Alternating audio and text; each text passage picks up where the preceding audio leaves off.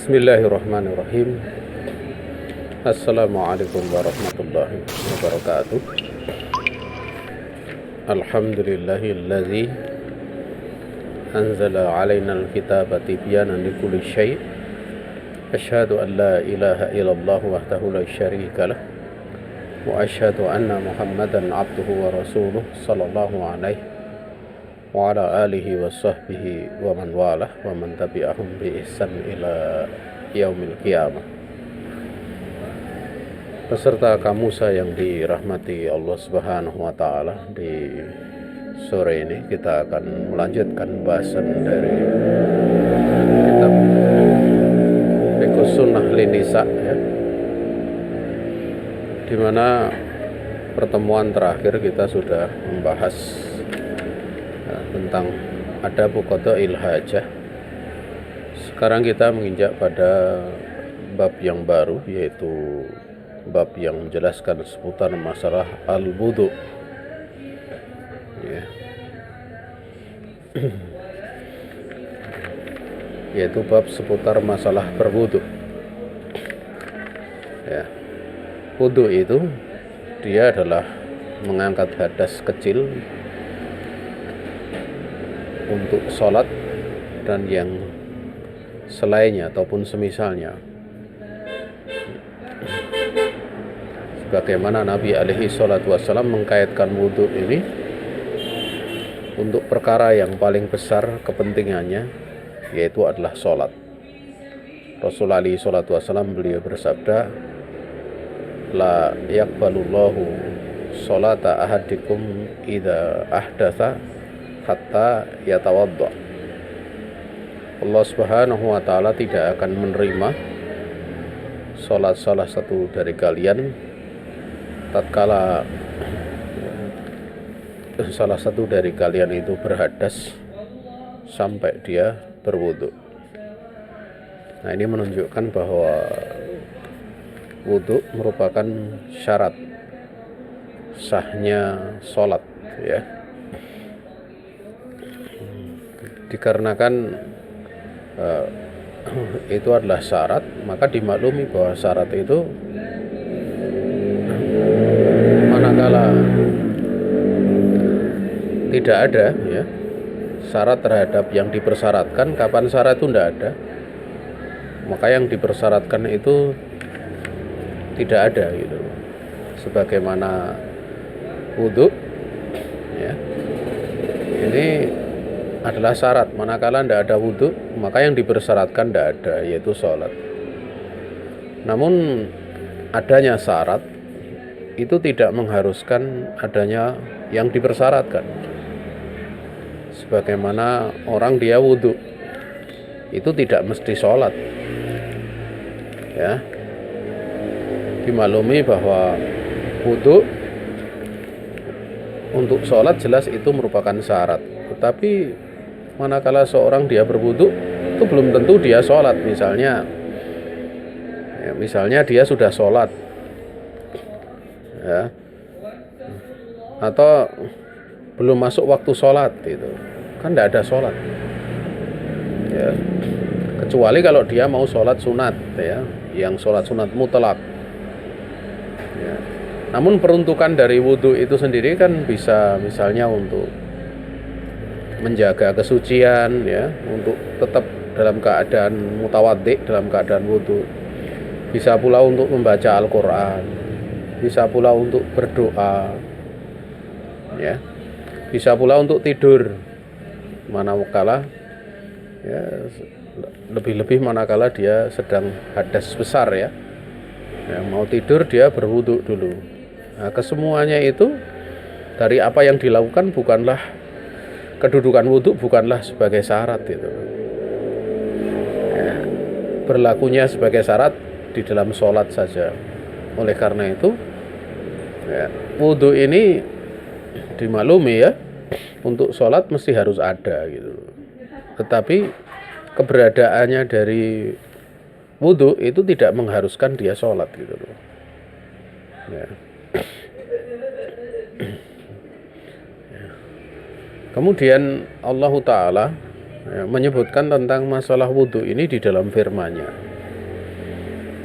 kita tahu bahwa banyak disebutkan perkara-perkara rincian hukum itu banyak disebutkan di dalam hadis ya. Tapi ada beberapa perkara yang rinciannya justru disebutkan di dalam Al-Quran ya. Seperti wudhu, kemudian hukum mawaris, kemudian masalah mahram ya. Kemudian masalah isti'dzan, minta izin, itu disebutkan di dalam Al-Quran ya, dengan rincian gitu loh, dengan dirinci gitu. Itu ada isyarat ya, bahwa perkara yang disebutkan secara rinci itu perkara yang sangat penting gitu.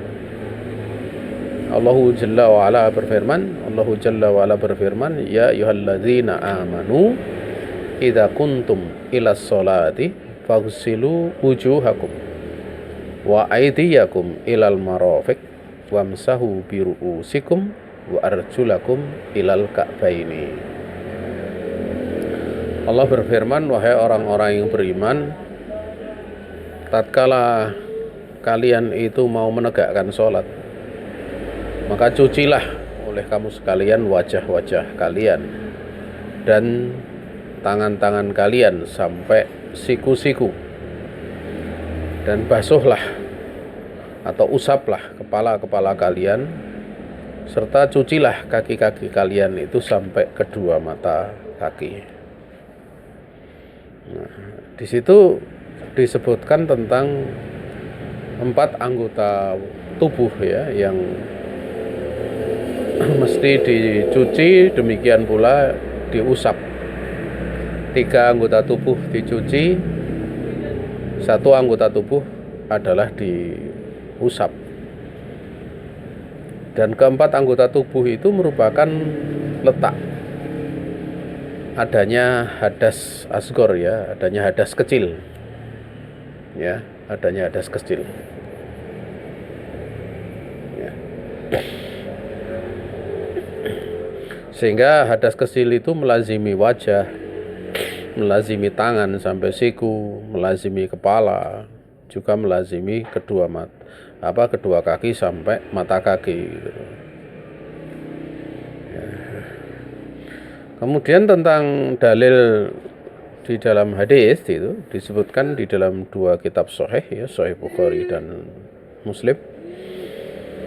Anna Utsman ibn Affan radhiyallahu ta'ala anhu da'a biwadu'in fatawadda fa ghasala kafaihi salasa maratin thumma matmadha wastanshara thumma ghasala wajhahu salasa maratin thumma ghasala yadahul yumna ilal mirfaqi salasa maratin thumma ghasala yadahul yusra misla dzalik thumma masaha ra'sahu thumma ghasala rijlahul yumna ilal ka'baini salasa maratin thumma ghasala al yusra misla dzalik thumma qala ra'aitu Rasulullah alaihi salatu wasalam tawaddu'an nahwa wudu'i hadza thumma qala Rasulullah alaihi salatu wassalam man tawaddo'a nahwa wudu'i hadza thumma qama faraka'a rak'atain la yuhadditsu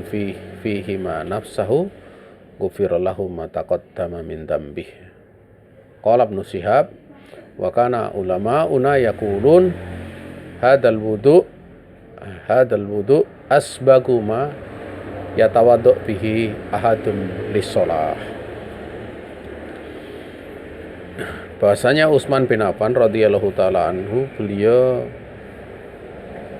meminta diambilkan air ya untuk beliau berwudu. Beliau memanggil diambilkan air. Wadu itu alat untuk berwudu, bersuci. Maka beliau pun berwudu. Yang beliau lakukan pertama kali, beliau mencuci kedua telapak tangannya. Beliau cuci 3 kali ya. Kemudian beliau berkumur-kumur dan menyemburkan air dari hidung.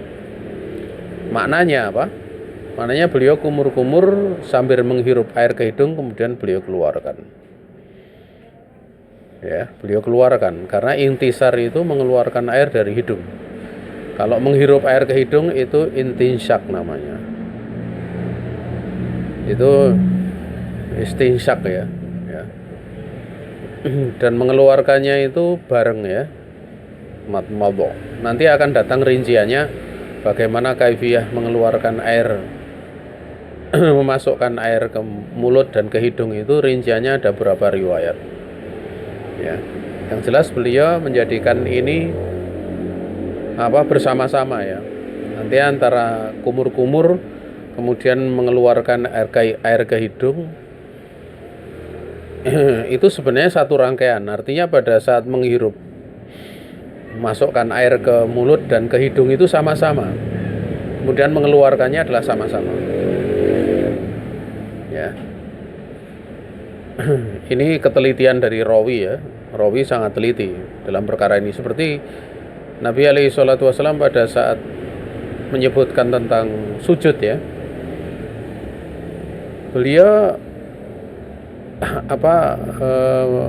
menyebutkan tentang 7 anggota tubuh itu, beliau menyebutkan jabhah ya, yaitu kening ya. Tetapi tangannya mengarah ke hidung gitu loh. Tangannya mengarah ke hidung, padahal hidung itu bukan kening dan kening bukan hidung. Itu adalah bahasa ringkas. Bahasa ringkas bahwa di dalam sujud antara kening dengan hidung menempel di tanah. Ya. Sehingga dengan disebutkan beliau mengatakan jabhah namun tangannya mengarahkan ke hidung, itu sudah sekaligus.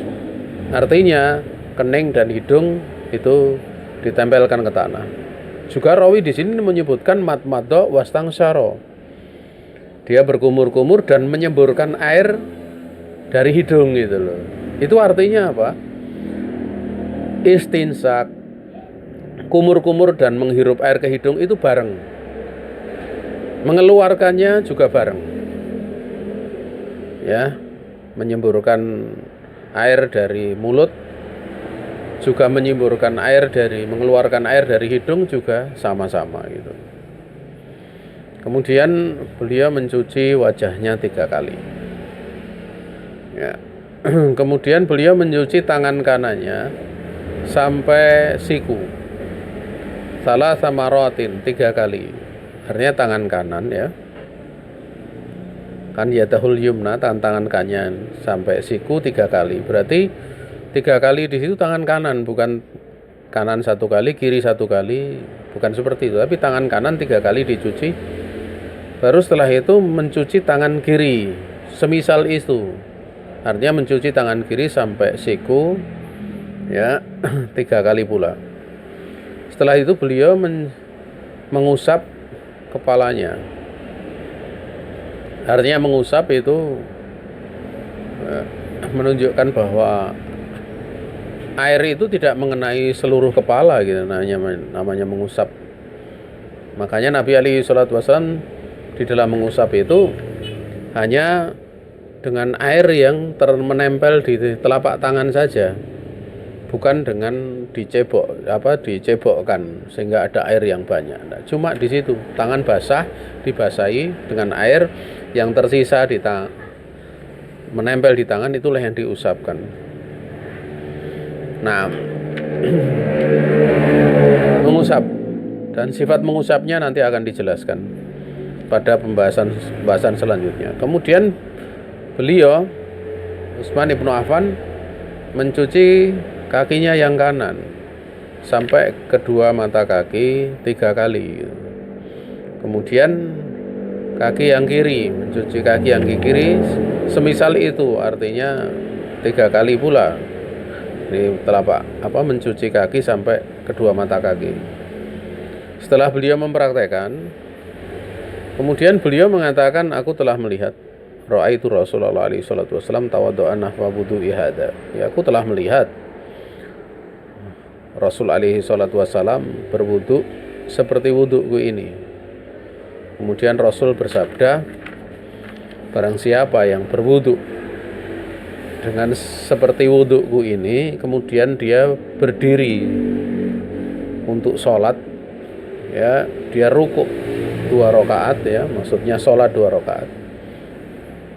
Dimana pada saat sholat 2 rakaat itu dia tidak berbicara di dalam 2 rakaat itu dengan dirinya sendiri, artinya dia khusyuk, dia tidak sibuk dengan mikir-mikir dirinya, tapi khusyuk terhadap sholatnya itu. Maka ghufira lahu ma taqaddama min dzambi, maka akan diampuni untuknya itu dosa yang telah lalu, apa yang dia lakukan dari dosanya, ya. Ibnu Syihab rahimahullah ta'ala, beliau mengatakan, dan para ulama kami itu biasa mengatakan wudu ini adalah paling sempurnanya seseorang untuk wudu dengannya tatkala sholat atau untuk sholat. Nah, apa yang disebutkan di sini, ya, bahwa Utsman ibnu Affan radhiyallahu taala anhu di dalam mengajari tentang tata cara wudu itu dengan praktek, dan prakteknya benar-benar untuk mengangkat hadas, bukan pura-pura mengangkat hadas gitu. Menyampaikan ilmu manakala bisa langsung praktek, ya, tidak perlu pakai sandiwara, tapi benar-benar praktek pengamalan itu adalah bentuk yang terbaik, bentuk yang terbaik. Tapi manakala memang dibutuhkan dengan penggambaran, ya, dengan penggambaran seperti mengajari pengurusan jenazah gitu. Di situ ada bantalnya, mayitnya diibaratkan seperti bantal, ya. Apa kok bantal? Bantal guling itu yang panjang itu. Kemudian nanti kain kafannya, cara mandikannya di situ. Itu tidak mengapa gitu, seperti itu. Karena sifatnya hanya memudahkan dan tidak masuk kategori berdusta, ya. Seperti itu tidak masuk kategori berdusta, karena semua paham kepentingannya adalah untuk memudahkan pemahaman, ya, mudahkan pemahaman. Wallahu ta'ala a'lam, ya. Setelah dipraktekkan baru kemudian beliau menyampaikan ilmu. Nah, dari sini ada faedah besar, ya, bahwa belajar kepada orang alim itu terkadang tidak melalui majelis gitu, tapi di dalam pergaulan pun dia bisa mendapatkannya gitu, ya. Nah, ini kalau yang mengajar memang orang yang mengamalkan ilmunya. Kalau dia nggak mengamalkan ilmunya, belajar pada orang seperti itu ya mah repot gitu, ya, pada orang yang mengamalkan ilmunya. Maka di dalam kitab ini diterangkan faida arati ukhtil muslimah al-wudu'a li shalah wa nahwaha, ya. Apabila engkau, wahai saudaraku perempuan, berkeinginan untuk wudu dalam rangka untuk sholat dan yang semisalnya, ya. Bahwa nahwiha bukan nahwaha, ya, untuk sholat dan semisalnya. Maka di situ al-awal yang pertama fastahdiri an-niyata fi qalbiki lil wudu wa quli bismillah. Yang pertama beliau katakan, ya, hendaklah kamu hadirkan niat di dalam hatimu untuk wudu dan ucapkanlah bismillah, ya. Jadi menyebut nama Allah, ya, menyebut nama Allah, bismillah. Kemudian, ya,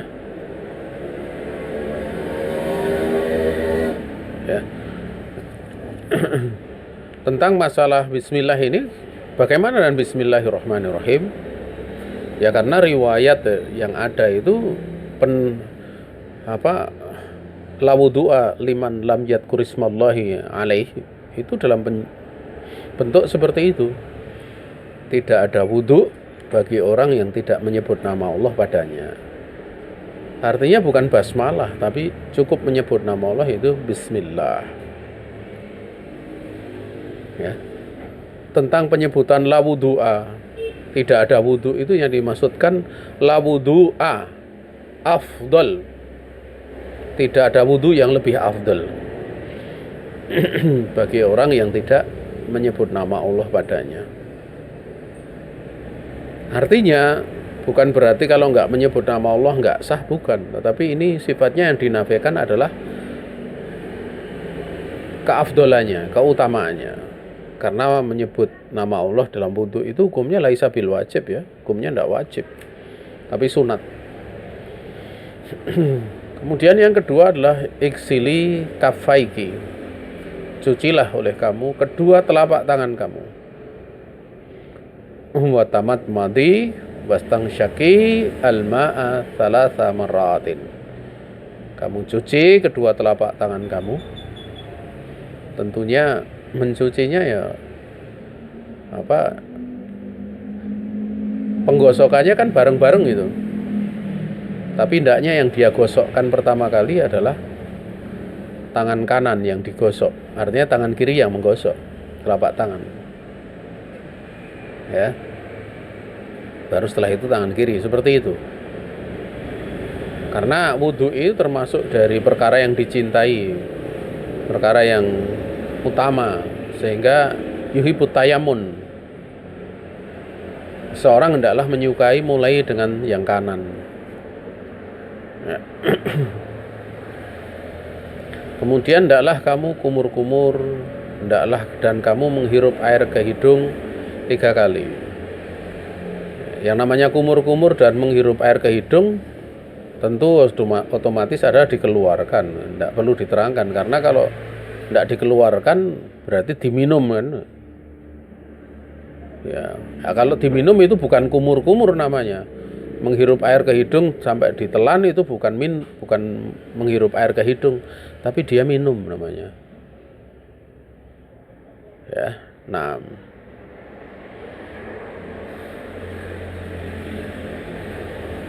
Kemudian yang ketiga, cucilah oleh kamu wajahmu. Iksili wajhaki kullah jazidan salah samarat. Cucilah wajahmu semuanya dengan baik 3 kali.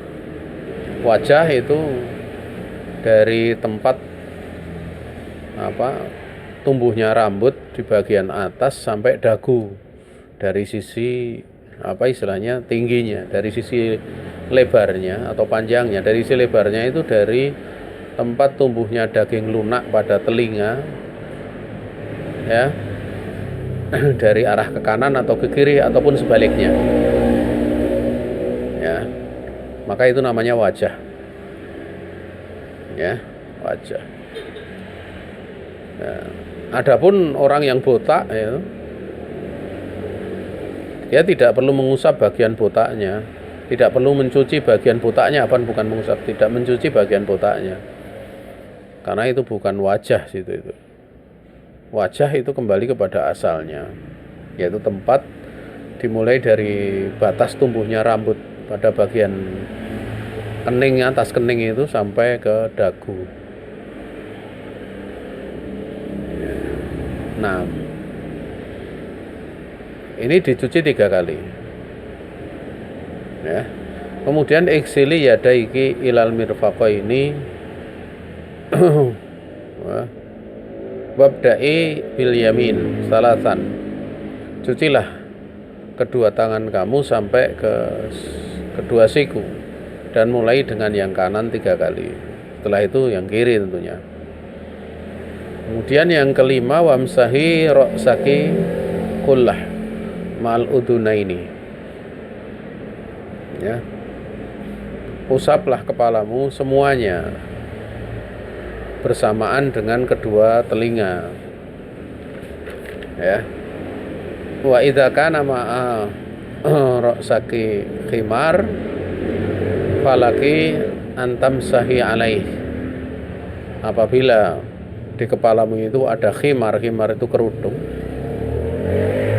maka cukup bagimu untuk mengusap bagian atasnya, di atas kerudung.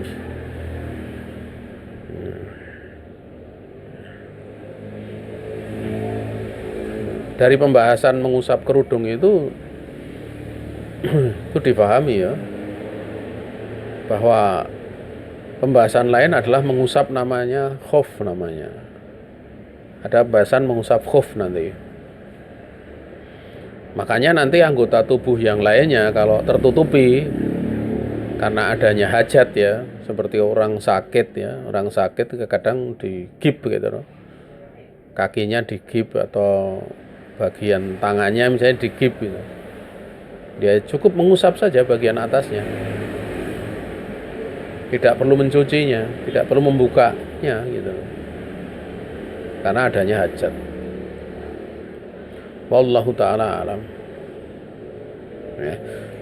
Kemudian yang keenam itu adalah iksili rijlaiki ilal ka'baini wabda'i bil yamin salasan. Cucilah kedua kaki kamu sampai kedua mata kakinya dan mulai dengan kaki yang kanan. Tentunya setelah itu yang kiri kan, ya cuci gitu.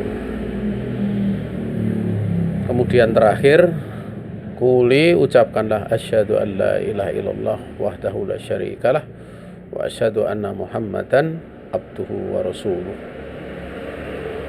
Ini keutamaannya sampai berdoa seperti ini wudhunya bagus, kemudian berdoa seperti ini.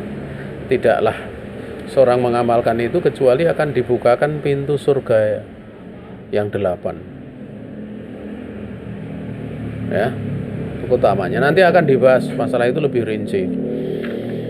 Entah pada pertemuan kali ini atau pertemuan selanjutnya ya.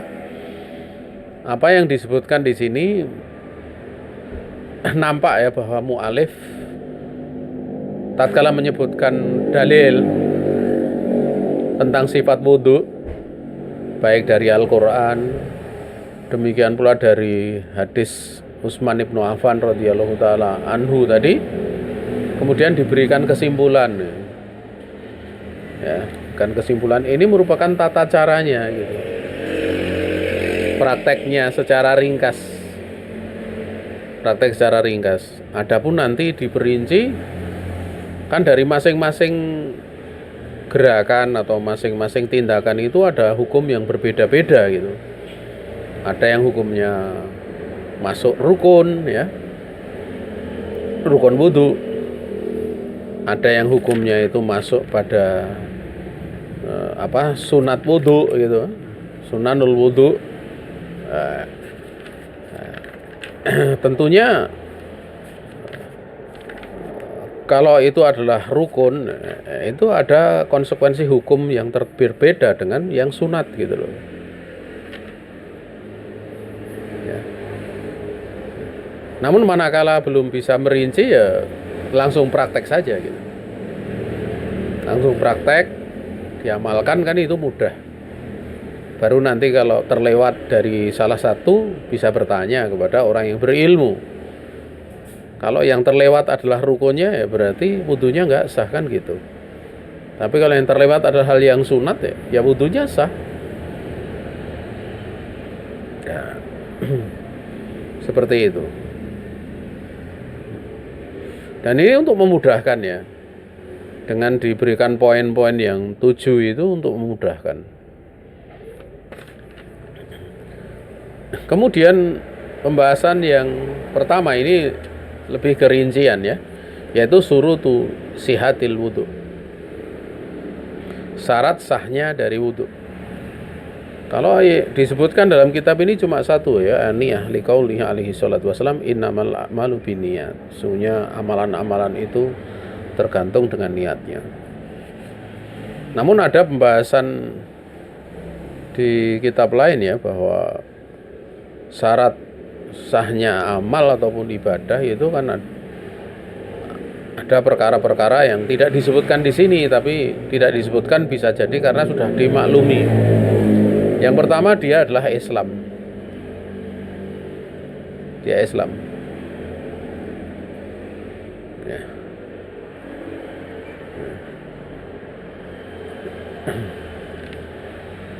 Kemudian Yang kedua itu adalah balik ya. Dia balik. Kenapa tidak dikatakan tamjiz? Ya karena kalau belum tamjiz itu pembahasannya berkait dengan taklif gitu loh. Berkait dengan taklif.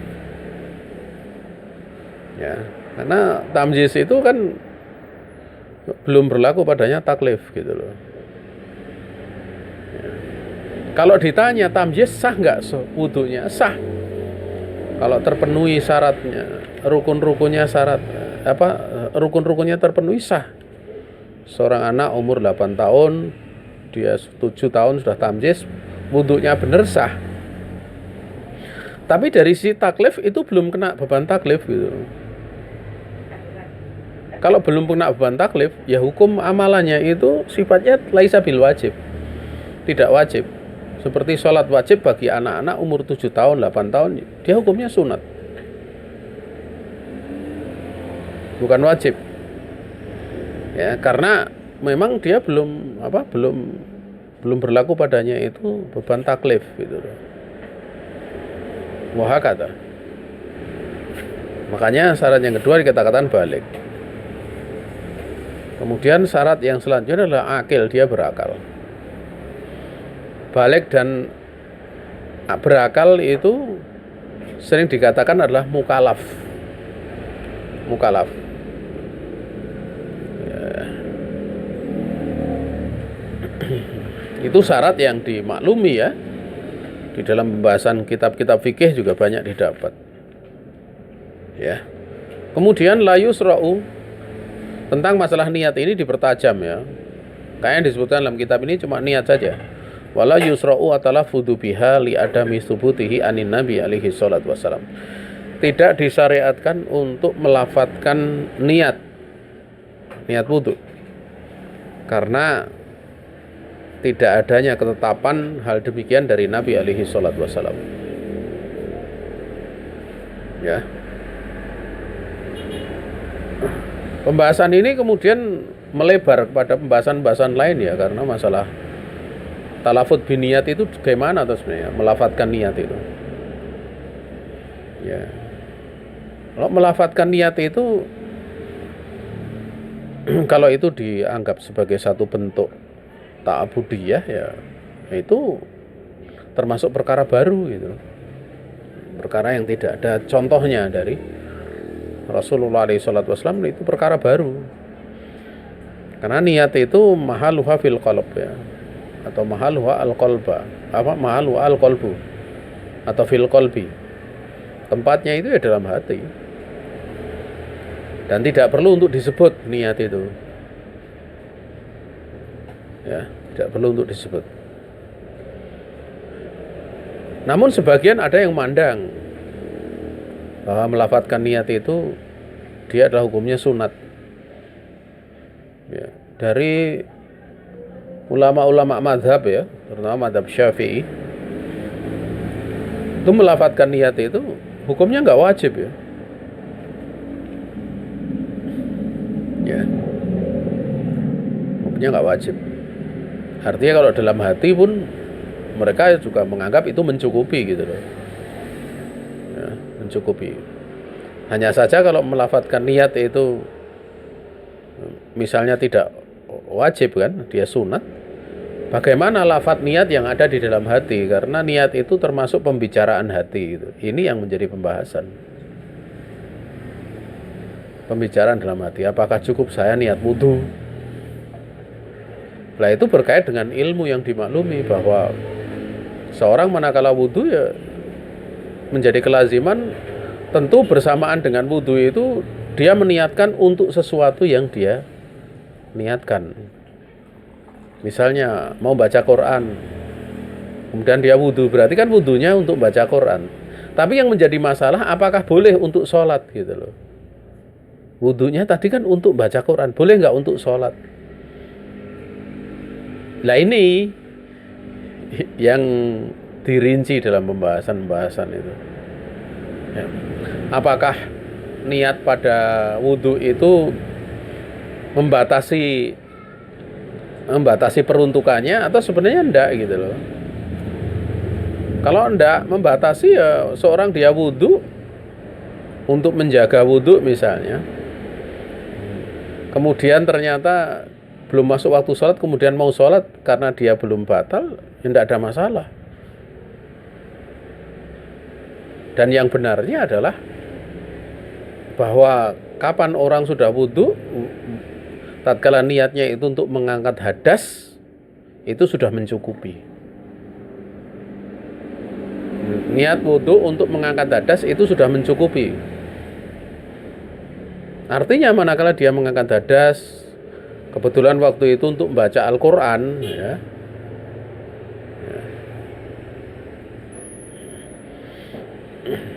dan setelah selesai membaca Al-Quran masuk waktu sholat, dia sholat walaupun pada awal wudhu bukan untuk sholat gitu loh, itu berlaku, tidak ada masalah. Kenapa? Karena raful hadasnya, terangkatnya hadas itu sudah melazimi, pengangkatan hadas sudah melazimi pada orang yang berwudhu, sehingga syarat dari sholatnya itu sudah melekat pada orang yang berwudhu. Walaupun dia tidak meniatkan untuk sholat, tetap dia bisa untuk melakukan sholat tanpa perlu memperbarui wudhu dengan niat untuk sholat gitu loh. Naam.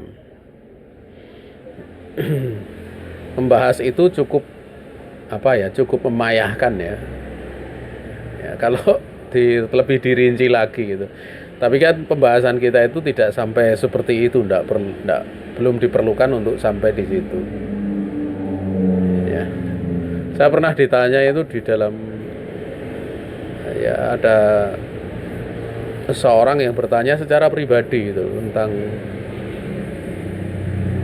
istisabniyah gitu. Ya. Jadi mirip seperti itu gitu, istisabniyah. Atau iya istisabniyah. Pertanyaan seputar itu. Wallahu taala a'lam. Kemudian pembahasan yang selanjutnya arkanul wudu lil mar'ah, yaitu rukun-rukun wudu untuk perempuan ya. Ya sebenarnya juga rukun wudu untuk laki-laki ya, karena kitabnya untuk perempuan ya dikhususkan itu ya. Ditekankan ya. Yang namanya rukun itu adalah wahyallati tatarattabu minha haqiqatuhu fa idza takhallafa ruknun minha la tatahaqqaqu wa la yuqtaddu bihi syar'an wa ilaiki bayanuha. Ya. Dia rukun wudu itu dia adalah perkara yang mana hakikat dari wudu itu teraturkan darinya atau tergantung untuk berlakunya itu darinya atau dengannya ya, terikat berlakunya itu dengannya, berlakunya secara syariat ya. Di hakikat dari wudu yang sebenarnya tersebut terikat dengannya. Maka apabila ada satu rukun itu yang tertinggal ya, satu rukun itu tertinggal, maka tidak terwujud dari wudu tersebut ya, sehingga secara syar'i tidak teranggap sebagai wudu ya. Dan untukmu penjelasannya adalah berikut ini. Yang pertama adalah tentang masalah ghuslul wajhi kullih, yaitu mencuci wajah semuanya, maksudnya seluruh wajah di situ. Yang mana wajah itu adalah dari bagian tertingginya pembentangan jabah yaitu kening ya, sampai asfalil lihya ini ya, pada bagian paling bawah dari dua lihya, dua tempat tumbuhnya jenggot ya, yaitu dagu. Ini secara tulan ya, secara bagian panjangnya gitu. Sementara dari sisi lebarnya ardon ya, itu adalah wa min sahmatil udun ila sahmatil udun. Jadi dari daging lemak yang atau lunak pada telinga itu, dari satu telinga ke telinga yang lain, ini secara lebarnya ardonnya. Dan yang menunjukkan tentang wajibnya untuk mencuci ini adalah kitab dan sunnah. Sebagaimana tadi telah dijelaskan, kalau dari kitab ya faksilu wujuhakum. Kemudian kalau dari sunnah, tatkala beliau summa ghasala wajahu salasa marot, beliau mencuci wajahnya 3 kali. Ya. Dan ada pembahasan bahwa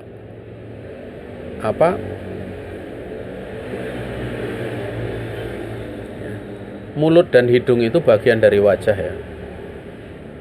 Makanya ada berkumur-kumur dan menghirup air ke hidung.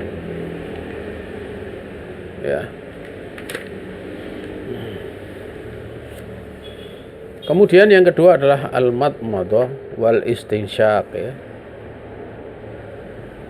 Yaitu kumur-kumur dan menghirup air ke hidung. Kalau di dalam pembahasan ini dijadikan poin yang berbeda ya. Poin yang berbeda, makanya syaratnya menjadi lebih banyak. Menjadi 8 gitu. Menjadi 8.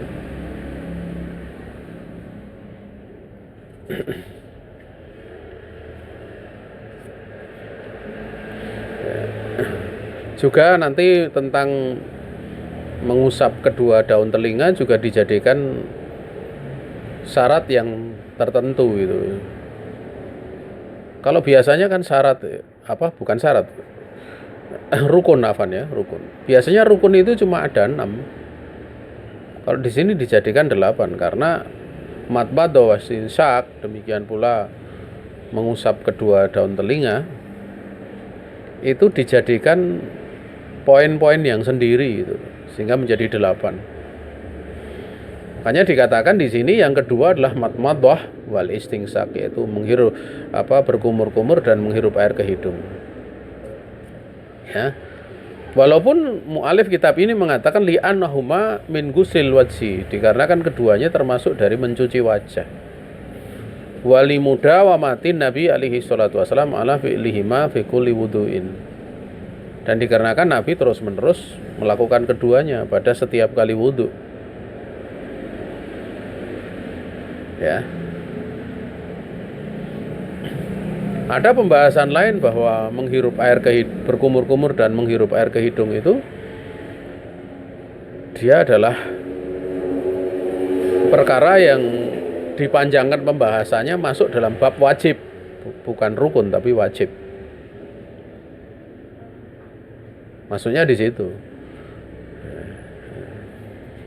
Dimana kalau seorang mencuci wajah saja tanpa berkumur-kumur dan istinsak itu sudah mencukupi. Tetapi dia berdosa karena tidak menunaikan berkumur-kumur dengan menghirup air ke hidung. Ya. Tapi kalau di sini dimasukkan di dalam rukun. Dan memang tidak banyak dikenal ya tentang pembahasan seputar masalah wajibatul wudhu, itu enggak banyak dikenal. Hanya pada percabangan pembahasan kadang ada gitu. Ini hukumnya demikian. Wahakata. Peserta kajian kamu saya yang dirahmati Allah Subhanahu wa taala. Ya. Di sini ada 2 alasan menjadikan ini rukun. Yang pertama adalah ini bagian dari wajah. Yang kedua, Nabi alaihi salatu wasallam enggak pernah meninggalkan berkumur-kumur dan menghirup air ke hidung. Artinya dari fi'lun Nabi gitu loh. Tapi perbuatan Nabi yang dilakukan terus-menerus itu bisa diambil makna tentang wajibnya perkara tersebut gitu loh. Sebagaimana di dalam hadis tentang sholat raweh. Nabi hanya sholat beberapa malam saja. Pada waktu beliau menyampaikan alasannya, beliau mengatakan khawatir akan dianggap wajib. Berarti di situ bisa difahami kan, kalau Nabi melakukan terus-menerus berarti dianggap wajib, boleh kan gitu. Itu adalah perkara yang bisa dianggap wajib. Ya. Namun dalam riwayat yang lain itu tidak sekedar menjalankannya, memang Nabi memerintahkan. Seperti dalam hadis yang dikeluarkan oleh Al-Imam Bukhari ya Imam Muslim, idza tawaddaa ahadukum falyaj'al fi anfihi ma'an tsumal yang tasir. Apabila salah satu dari kalian itu berwudu, maka jadikanlah di hidungnya itu air, kemudian hendaklah dia mengeluarkannya. Dalam riwayat yang lain dikeluarkan oleh Imam Abu Dawud, Tirmidzi, Nasai dan Ibnu Majah, Ashabus Sunan ya ini. Beliau mengatakan idza tawadda'ta famadmid. Ya.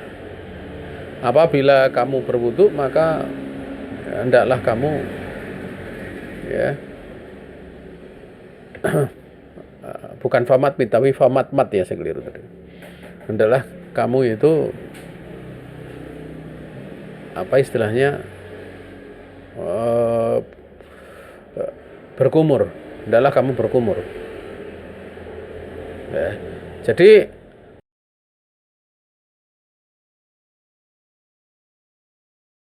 mati Nabi alaihi salatu wassalam ala fi'lihi ma fi kulli wudu, ini sifatnya hanya menguatkan saja karena sudah ada perintah.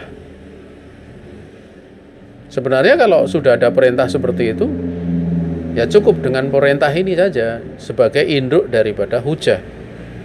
Tapi di sini mu'alif mengatakan lid mudawamati Nabi alaihi salatu wassalam ala fi'lihi ma fi kulli wudu.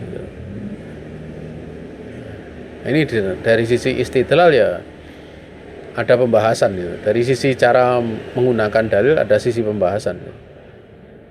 Karena di sini Nabi memerintahkan kan lebih jelas. Kenapa tadi tidak dibahas secara langsung bahwa ada perintah ya? Kita ngikuti alur yang ada di dalam kitab. Kita membahas kan mesti menghormati mu'alif kitab tersebut sesuai dengan alurnya ya. Baru kalau ada catatan diberikan beberapa catatan seperti itu ya. Nah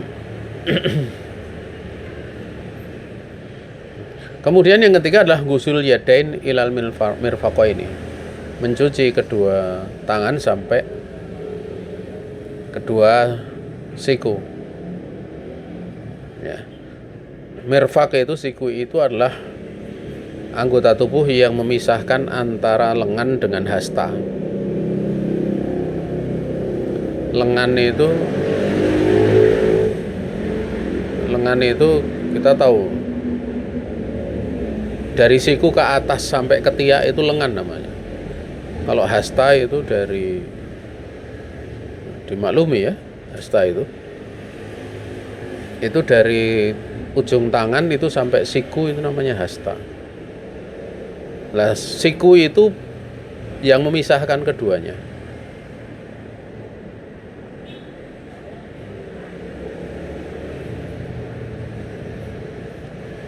Dan kedua siku itu masuk yang dicuci ya. Ya. Sehingga hatta istilahnya di dalam ayat itu kan disebutkan faksilu wujuhakum wa atiyakum ilal marafiq ya, sampai ke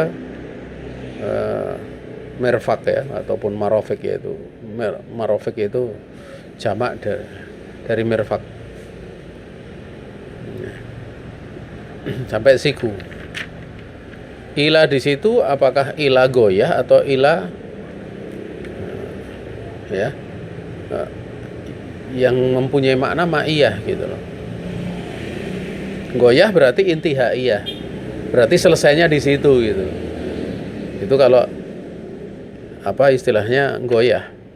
Tapi kalau ila di situ mempunyai makna ma'iyah gitu loh. Artinya bersama yang ada di situ ikut dicuci gitu loh. Siku ikut dicuci.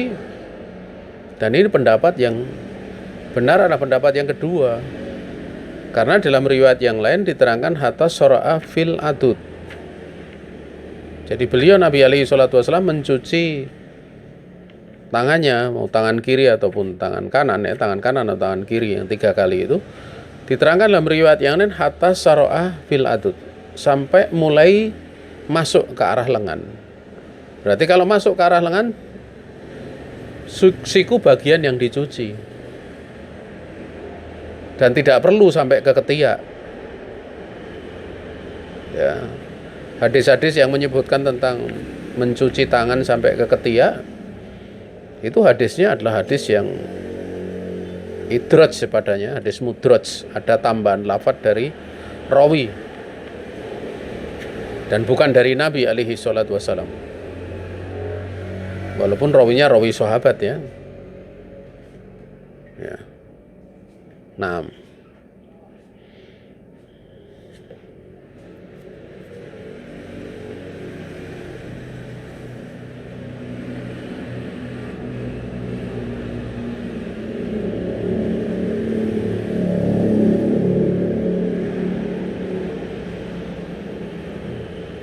kemudian yang ke berapa ya selanjutnya, yaitu yang keempat ya.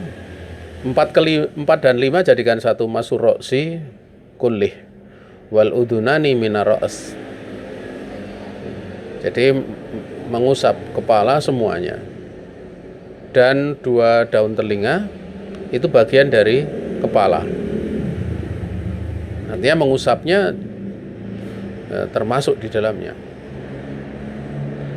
Allah Subhanahu wa taala berfirman, "Wamsahu bi ru'usikum." Usapkah oleh kamu sekalian kepala-kepala kalian. Ya. Dan mengusapkannya itu dalam bentuk takmimu jami'i ra'si bil masiyat. Artinya takmim itu mencakup seluruh dari kepala di dalam mengusap gitu. Ya. Makanya Nabi mulai dari depan ke belakang, kemudian dibalikkan lagi ke depan. Ya. Sebagian ulama ada yang berpandangan cara mengusap seperti itu. Bahkan mereka mengatakan wajib. Tidak cukup hanya sebagian saja. Tetapi yang mengatakan sebagian sudah mencukupi cukup kuat gitu. Kenapa? Karena mengusap sendiri itu memang bermakna layak tadi al-kulah atau kulah. Bahwa mengusap itu tidak berkonsekuensi mencakup semuanya, mengusap itu. Maksudnya seperti ini, tatkala tangan dibasahi dengan air, kemudian diusapkan dari arah depan, kemudian ke belakang, kemudian dibalikkan lagi ke depan. Itu sebenarnya air yang ada pada tangan, yang menempel sisa yang sedikit, itu pun tidak akan mengenai semuanya. Yang kena hanya sebagian saja. Makanya dari sisi lafadz mashun ini, masaha, beliau mengusap ini pun dipahami bahwa mengusap itu tidak berkonsekuensi semuanya. Tidak berkonsekuensi semuanya. Karena tidak berkonsekuensi semuanya, bisa dimaklumi kalau mengusap sebagian ya dia sah. Hanya saja kita mesti paham di sini. Wa khairal hadyi hadyu Muhammadin sallallahu alaihi wa ala alihi wasallam. Bahasanya sebaik-baik bimbingan itu bimbingan Rasul alaihi salatu wasallam, dan Rasul alaihi salatu wasallam melakukannya itu dengan dari depan ke arah belakang, dibalikkan lagi ke tempat semula, baru setelah itu mengusap kedua daun telinga. Ya. Lakin idza kana ala ra'siha khimarun fayajuzu laha an tamsaha ala al-khimar qiyasan ala masir rajul ala imamatih. Namun apabila di bagian kepala wanita itu ada khimar ya, ada kerudung, boleh untuk mengusap kerudungnya itu dengan mengkiaskan tentang bolehnya laki-laki untuk mengusap di atas imamahnya, ya, di atas serbanya. Ya. Dan untuk keluar, ya, dia bisa apa istilahnya melebihkan, ya, bagi seorang wanita untuk keluar dari khilaf, dia mengusap sebagian dari apa nasiyahnya, bagian ubun-ubunnya, jadi ditampakkan sedikit rambutnya dan diusap, ya, dalam rangka untuk keluar dari khilaf dalam masalah tersebut. Jadi ya, ini adalah bagian depan rangkukan rambut mal khimar. Ini juga berlaku untuk imamah, ya, ditampakkan sedikit kemudian diusap. Ini dalam rangka untuk keluar dari perselisihan, nanti tidak dianggap sah dan yang lain sebagainya, karena keluar dari perselisihan itu termasuk perkara yang bagus, ya. Makanya kalau kita lihat dari para ulama, ya, di antaranya Syekh Shalih Al Fauzan hafizahullah taala di dalam kitab beliau Al-Mulaqas Al-Fiqhi, itu beliau sering menganjurkan untuk menempuh jalan keluar dari khilaf. Karena asal di dalam beragama itu adalah al-ijtima', bersatu. Asal di dalam beragama itu al-ijtima', bersatu di atas al-haq. Bukan asal di dalam beragama itu untuk tanazuk, berselisih, ikhtilaf, tafarruq, bukan itu. Karena tanazuk, berselisih, ya, berlawanan, ikhtilaf, berselisih, ya, iftiraq itu tercela, gitu, tercela. Di antara fikih beliau tentang masalah, satu contoh, ya, Syekh Shalih Al Fauzan itu menganjurkan kalau kita sholat di belakang orang yang kunut, ya, kunut subuh, beliau menganjurkan untuk mengaminkan, ikut kunut. Kalau ada orang setelah selesai sholat untuk salaman, beliau menganjurkan untuk menerima. Ya, kenapa gitu loh? Kadang timbul pertanyaan seperti itu. Kalau yang pertama wadih masalah itu. Bahkan praktek dari Abdullah bin Mas'ud radhiyallahu taala anhu, tatkala beliau sholat di belakang Utsman bin Affan, beliau meyakini sholat itu 2 rakaat, ya. Tapi Utsman bin Affan waktu itu dalam safar kan sholat 4 rakaat. Pada waktu ada di Mekah, demikian. Maka beliau mengingkari. Tapi beliau tetap sholat di belakang Utsman bin Affan. Waktu ditanya, kenapa kamu sholat? Limada tusolli khalfahu? Kenapa kamu sholat di belakangnya? Maka beliau mengatakan, al-ikhtilafu syarrun. Perselisihan itu jelek. Padahal beliau meyakini 2 rakaat itu enggak sah, enggak diterima oleh Allah. Karena yang berlaku hanya 2 rakaat. Nah, ini lebih dasar dari sekedar kunut untuk mengaminkan di belakang, karena kunut di situ memang ada riwayat-riwayat, ya, yang bisa difahami sebagaimana hal tersebut, walaupun riwayat tersebut ada sisi kritikan dari sisi kekuatan, sebagaimana riwayat yang dikeluarkan oleh Al-Hakim dalam kitab Mustadrak beliau.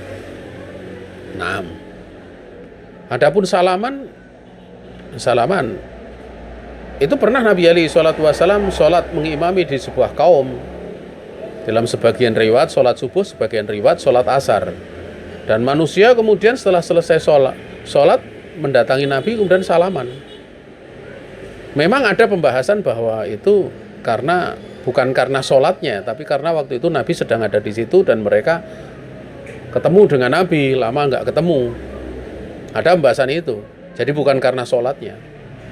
Karena kalau tentang masalah sholat setelah itu salaman, Nabi alaihi salatu wasallam, para sahabat sholat di Madinah nggak pernah melakukan yang seperti itu, gitu. Tapi di sebuah kaum Nabi pernah mengalami seperti itu. Sehingga di sini ada letak pembahasan, gitu loh. Nah, letak pembahasan seperti itu hendaknya seorang manakala ingin memberikan penjelasan ya melalui pintunya gitu loh. Pintu-pintu penjelasan yang baik gitu loh. Nah, kecuali kalau perkara-perkara yang di situ tidak tidak tidak ada sisi ya, atau mungkin benar-benar nyata kalau itu perkara yang bid'ah misalnya. Wah, itu jelas tidak perlu untuk kita. Tapi kalau pada perkara-perkara yang padanya ada ranah itu, pada ranah untuk didiskusikan ya, maka hendaknya seorang dia tidak membuat hal-hal yang menjadikan permusuhan. Tapi kalau ingin menyampaikan, sampaikan dengan cara yang baik. Bahkan Syekh Muhammad bin Shalih Al-Utsaimin dalam kitab Syarhul Mumti, beliau menjelaskan seputar masalah sholat tarawih 23 atau 11. Beliau menganjurkan untuk manakala imamnya sholat 23, ikut. Untuk ikut. Namun manakala ada kesempatan dijelaskan, ya, untuk kemudian tidak 23, jelaskan secara ilmiah. Kalau tidak nerima, misalnya tetap imamnya dia ikut, tetap untuk kemudian ikut bersamanya. Karena memang itu ranah yang padanya ada sisi gitu loh. Ada sisi. Kemudian beliau memberikan penjelasan ya. Nah, seorang dia butuh dalam perkara-perkara seperti itu punya kefakihannya. Wallahu ta'ala alam. Adapun wajibnya mengusap kedua daun telinga karena telah tetap dalam hadis-hadis yang sahih bahwasanya Nabi alaihi salatu wasallam mengusap keduanya ma'a maskhi ra'sihi. Ya, di mana dalam riwayat yang lain Nabi mengatakan al-udunani minar ra's, bahwa kedua daun telinga itu bagian daripada kepala. Ini dikeluarkan oleh Ibnu Majah dan disahihkan oleh Syekh Albani. Ya. Walaupun memang sebagian ulama memperselisihkan kesahihan hadis ini. Ya. Namun yang benarnya memang hadis ini hadis yang sahih ya. Dikarenakan waktu sudah melampaui waktunya ya.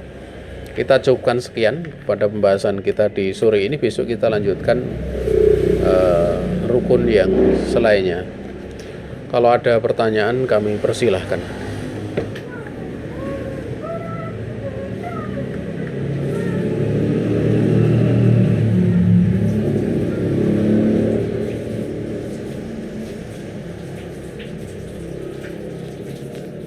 Oh, ini ada pertanyaan saya. Oh, ini saya baca dulu ya di sini.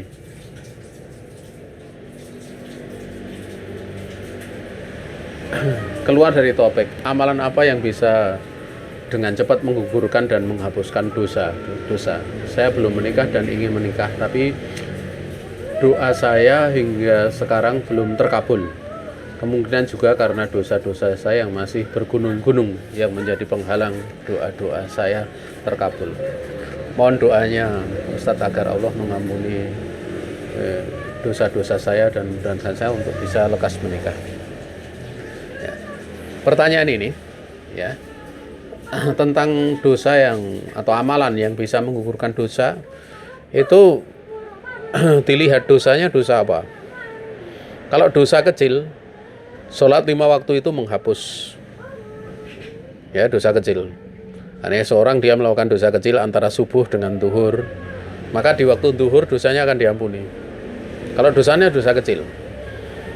Tapi memang itu dengan syarat menjauhi dosa-dosa besar. Ya. Demikian pula puasa Ramadan dengan Ramadan berikutnya itu akan menghapus dosa yang ada di antara keduanya. Ya. Itu dosa kecil. Ya. Kemudian di antara istilahnya amalan-amalan yang lain yang memang menyebutkan dosa diampuni seperti sholat seperti puasa kemarin ya, puasa tanggal 9 Dzulhijjah. Itu akan menghapus dosa tahun yang sebelumnya dan tahun yang akan datang. Karena kita tahu besok kita masuk bulan Muharram kan. Jadi itu penghujung. Dosa tahun sebelumnya diampuni, dosa yang akan datang juga diampuni. Nah, nanti termasuk pula tanggal 10 Muharram. Itu dosa itu akan diampuni. Itu juga keutamanya dosanya akan diampuni. Dan masih banyak amalan-amalan yang termasuk tadi wudhu, dengan wudhu yang terbaik. Bahkan ada keutamaan lain adalah dosa itu gugur dengan tetesan air terakhir dari wudhu, atau gugur bersama dengan tetesan air.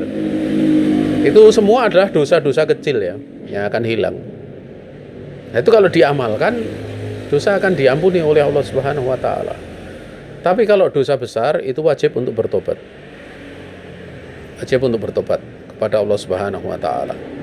Namun ada satu amalan yang dosa besar itu bisa diampuni oleh Allah, yaitu mentauhidkan Allah. Ya, kalau dosa besar saja bisa diampuni, dosa kecil nggak usah ditanya.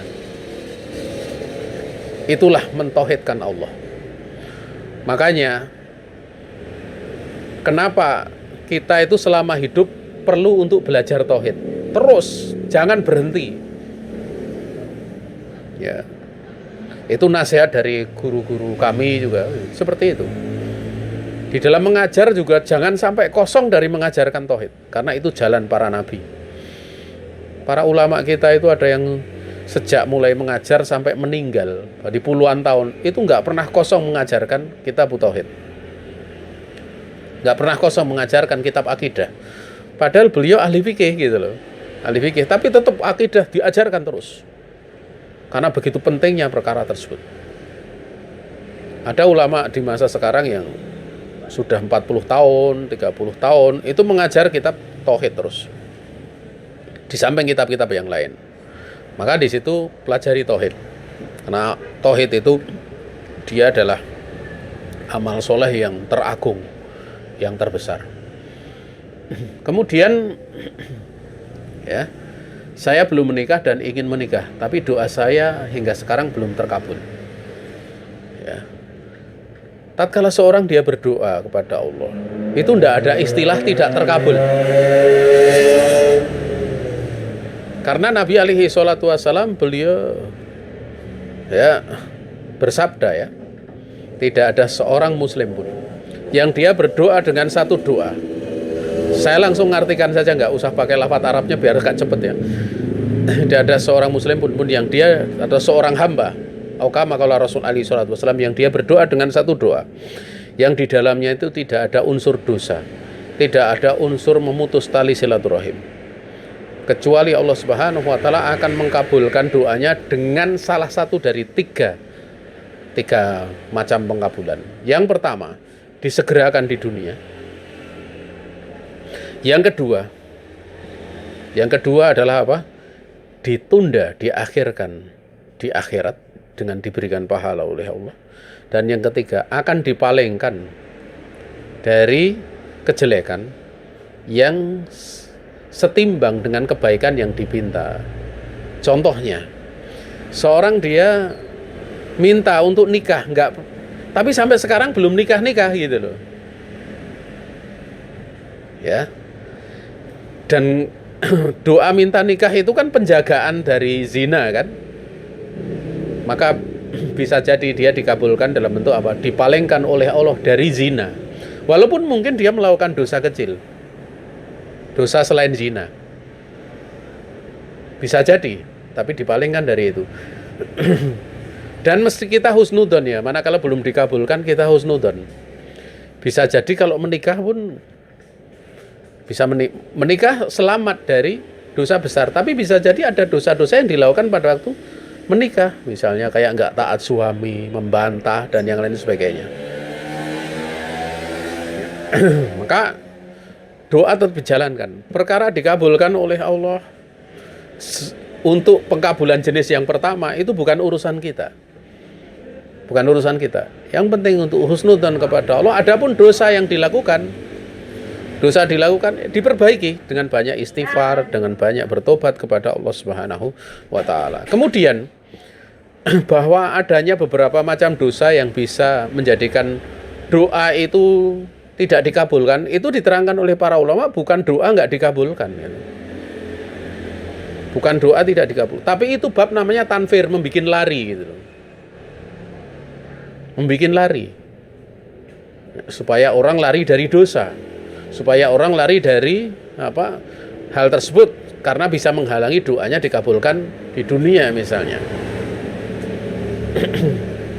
Jadi yang terpenting ya, tetap berdoa, itu ibadah, dan jangan banyak melihat apa? Dikabulkannya doa. Ya, karena barang siapa yang diilhamkan oleh Allah untuk berdoa, maka sebenarnya bersama dengan doa itu sudah disiapkan oleh Allah pengkabulannya. Jadi tidak ada istilah doa nggak dikabulkan, tapi doa itu pasti terkabul. Adapun tadi dosa bergunung-gunung, banyak istighfar, banyak kemudian apa? Bertobat. Istighfar itu diterangkan adalah seagung-agung dari permintaan kepada Allah, itu diantaranya seagung-agung permintaan, terbesarnya permintaan seorang hamba pada Allah itu istighfar. Nah, hafalkan saja dzikir pagi petang, ada Sayyidul Istighfar. Nabi alaihi salatu wassalam mengatakan mangqalaha Sayyidul Istighfar hakata mangqalaha hina yusbih, ya, mukinan biha famata, ya, famata, ya, fi naharihi atau fi yaumihi, ya, dakhalal jannah. Barang siapa atau illa dakhalal jannah. Au kama kalau Rasul alaihi salatu wasallam, saya agak lupa ya maksud itu. Jadi orang yang dia barang siapa mengucapkan itu Sayyidul Istighfar di waktu pagi. Kemudian dia mati ya pada hari tersebut. Ya. Maka dia akan dia mengucapkan itu mukinan biha, dalam keadaan yakin dia akan masuk surga. Artinya apa? Diampuni oleh Allah. Mukinan itu menunjukkan bahwa di dalam dia melafatkan itu diniatkan untuk bertobat kepada Allah Subhanahu wa taala.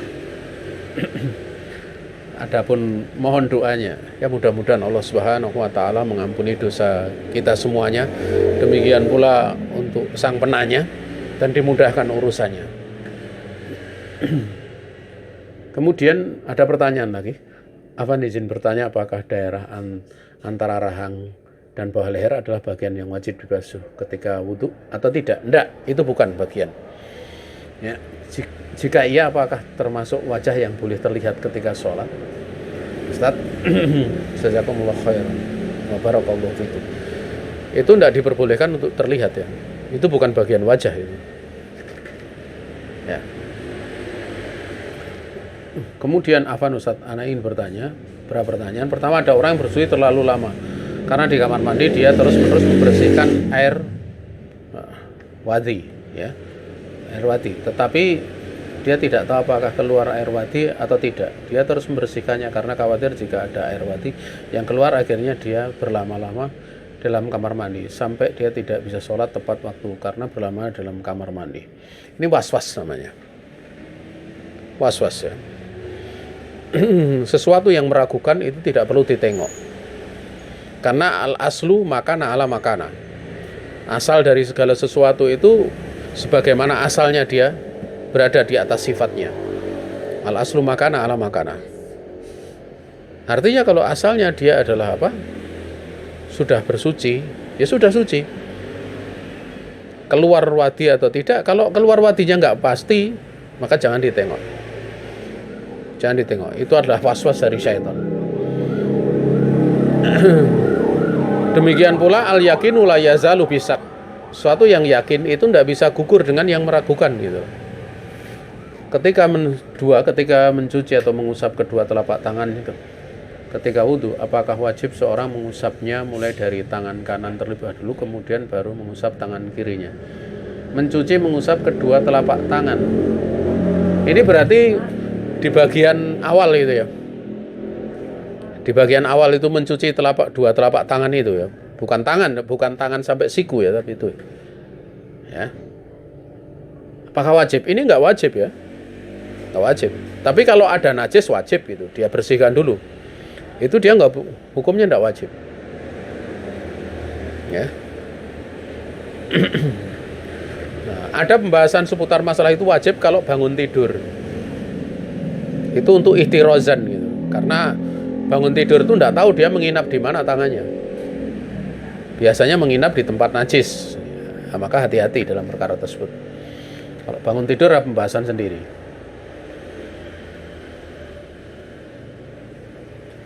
Adapun mencucinya itu sekedar air mengalir tidak digosok-gosok pun sebenarnya tidak mengapa, sudah mencukupi. Tetapi al-ghusl mencuci itu yang tadi adalq ya, berkonsekuensi menggosok-gosok gitu. Walaupun tidak mesti, karena yang dimaksud dengan mencuci itu adalah juryanul ma' alal a'dha, yaitu mengalirkan air pada anggota wudhu. Kalau ini kan mencuci kedua telapak tangan bukan bagian dari wudhu. Yang bagian dari wudhu, yang menjadi rukun wudhu itu adalah mencuci tangan sampai siku, bukan kedua telapak tangan. Kedua telapak tangan bagian dari sunan ini, bagian perkara sunat. Ketiga, ada yang mengatakan beristinsak itu wajib, dan ada pula yang mengatakan beristinsak itu tidak wajib. Manakah yang benar? Yang lebih benar itu adalah wajib. Ya, lebih benar adalah wajib. Ya, karena itu bagian dari apa istilahnya, hidung itu bagian dari apa? Bagian dari wajah. Walaupun sebenarnya bagian luar hidung kan sudah dicuci ya. Tetapi perintah dari Nabi alaihi salatu wasallam, ada sebuah kaidah bahwa asal dari perintah itu yang tadi al-wujub, berkonsekuensi mewajibkan. Walaupun ini ada khilaf ya, ada khilaf, sekali lagi khilaf. Kalau sebagian ulama ada yang berpandangan bahwa perintah itu berkonsekuensi sunat. Bahkan sebagian ulama seperti Al-Ghazali mengatakan perintah itu berkonsekuensi tawakuf. Artinya tawakuf didiamkan, wajib atau sunatnya didiamkan. Baru setelah ada dalil wajibnya, dalil sunatnya baru ditetapkan. Tapi itu pembahasan khilaf di dalam permasalahan usul ya. Tapi yang lebih mendekati itu adalah pendapat yang mengatakan wajib. Karena perintah di situ ya tadi al-wujub. Kemudian keempat, ketika berwudu saat beristighfar, ketika mengeluarkan dari hidung, apakah wajib mengeluarkannya dengan tangan kiri? Tidak ada kewajibannya. Ya. Namun ahsan dia mengeluarkan dengan tangan kiri. Ya, ahsan dia mengeluarkan dengan tangan kiri.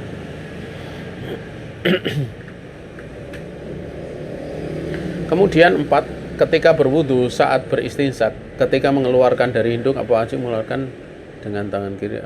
Oh, ini sudah ya, keempat. Dan apakah boleh jika seorang mengeluarkannya tanpa bersamaan dengan tangan? Ya. Tidak ada masalah, dia keluarkan tanpa pakai tangan pun boleh. Tidak mesti pakai tangan. Setahu saya dikeluarkan dibantu pakai tangan juga tidak ada masalah. Tapi tanpa tangan pun tidak ada masalah.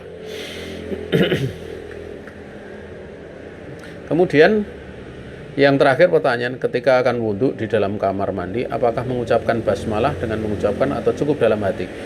Dia sebelum masuk dia bisa mengucapkannya.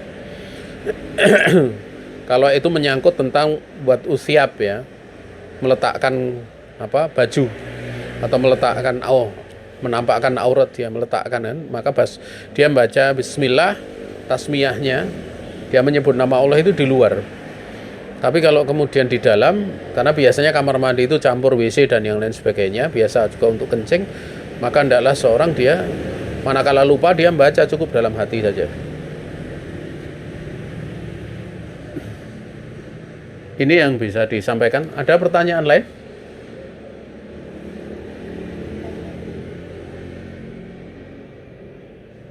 Kalau tidak ada, kami kembalikan kepada pembawa acara.